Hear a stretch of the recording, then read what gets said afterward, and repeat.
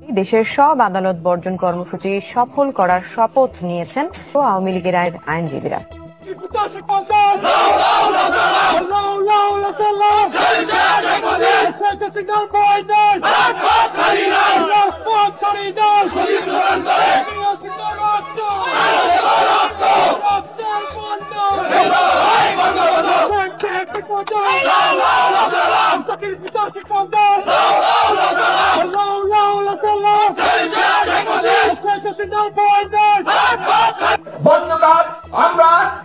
দেশব্যাপী আদালত বর্জনের কর্মসূচি আওয়ামী লীগপন্থী আইনজীবীদের। বিক্ষুব্ধ আইনজীবীরা স্লোগান দেন, ফ্যাসিবাদ বন্ধ করো, বিচার বিভাগ রক্ষা করো। এমন স্লোগান দিয়েই আদালত থেকে বেরিয়ে আসেন বিক্ষুব্ধ আইনজীবীরা।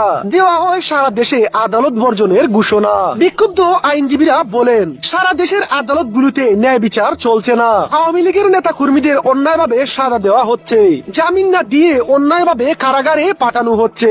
আমরা এসব অন্যায়ের প্রতিবাদেই সারা দেশে আদালত বর্জনের ডাক দিয়েছি।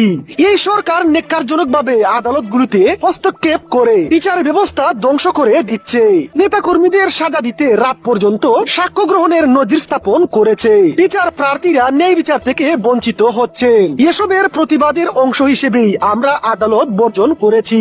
সংবাদ সম্মেলনে আগামী 23 আগস্ট থেকে 5 সেপ্টেম্বর 2025 পর্যন্ত বাংলাদেশ সুপ্রিম কোর্টে আপিল বিভাগ, হাইকোর্ট বিভাগ, সমস্ত জেলা আদালত, সেশন আদালত, মুখ্য মহানগর হাকিমদের আদালত, মুখ্য জুডিশিয়াল আদালত সহ সমস্ত আদালত বর্জন করার বিষয়টি জানানো হয়েছে।